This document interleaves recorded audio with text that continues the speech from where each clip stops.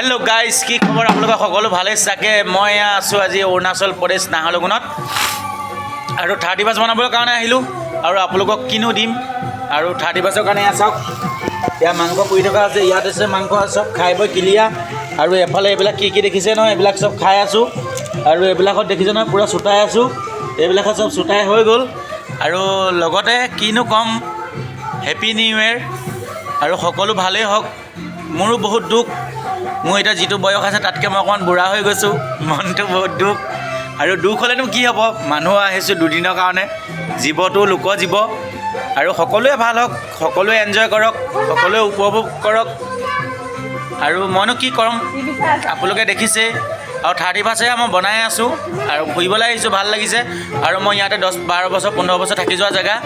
আৰু নাহৰলগুণখন মোৰ কাৰণেতো একদম বহুত ভাল। আৰু ইয়াৰ মানুহবিলাক বহুত ভাল, মই বহুত মৰমৰ।